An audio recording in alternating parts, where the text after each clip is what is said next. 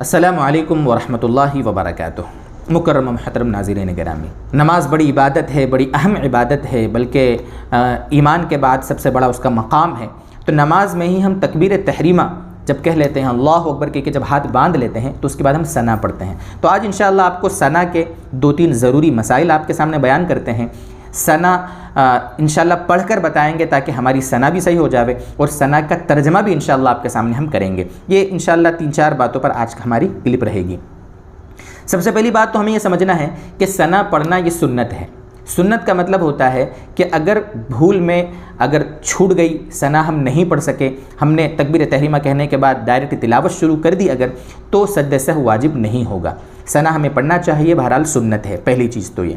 دوسری چیز، اگر ہم امام صاحب کے ساتھ شروع سے نماز پڑھ رہے ہیں، امام نے جب تکبیر تحریمہ کہی اس وقت ہم نے بھی امام صاحب کے ساتھ تکبیر تحریمہ کہی، یا ہم اکیلے نماز پڑھ رہے ہیں، یا امام صاحب کے تکبیر تحریمہ کہنے کے جسٹ بعد میں امام صاحب کے ساتھ اس طرح لگے کہ ابھی امام صاحب نے ابھی تلاوت شروع نہیں کی ہے، تو اب ہمیں ثنا پڑھنا چاہیے۔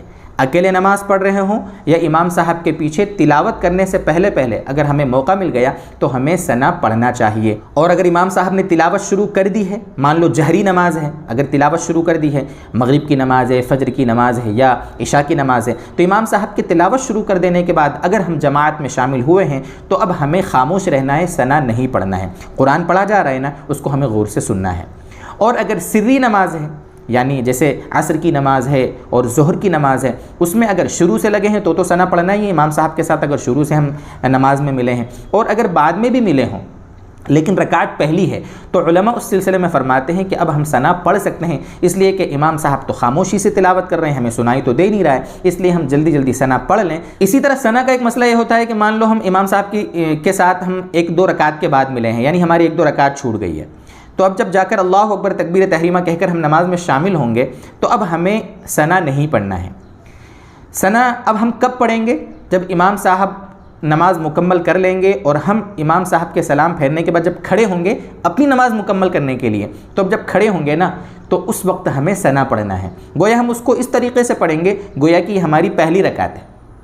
اللہ اکبر کہہ کے ہم کھڑے ہو گئے، ثنا پڑھیں گے، اعوذ باللہ، بسم اللہ، اس کے بعد الحمد شریف پڑھیں گے، سورت ملائیں گے، پھر رکوع کریں گے۔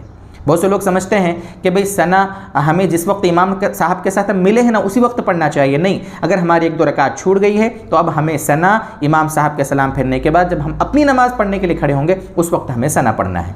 اب یہ ثنا جس کا بار بار ذکر آ رہا ہے، ثنا کا مطلب ہوتا ہے اللہ کی تعریف۔ بڑے جاندار کلمات ہیں اللہ کی تعریف اور تسبیح کے۔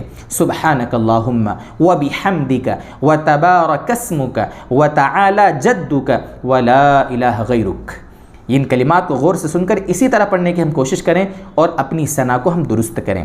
ترجمہ کیا ہے اس کا؟ سبحانک اللہم، اے اللہ تیری ذات پاک ہے، وبحمدک، ہم تیری تعریف کرتے ہیں، وتبارک اسمک، تیرا نام بڑا بابرکت ہے، وتعالی جدک، تیری شان بڑی عالی ہے، وتعالی جدک ولا الہ غیرک، اور تیرے سوا کوئی معبود نہیں ہے۔ کتنے جاندار کلمات ہیں اور کتنی پیاری یہ تسبیح اور تحمید ہے۔ اللہ تبارک و تعالی ہمیں صحیح نماز کی توفیق دے، اور اللہ تبارک و تعالی دیگر جتنے بھی اذکار ہیں ان کو بھی ہمیں درست کرنے کی توفیق عطا فرمائے۔ وآخر دعوانا ان الحمد للہ رب العالمین۔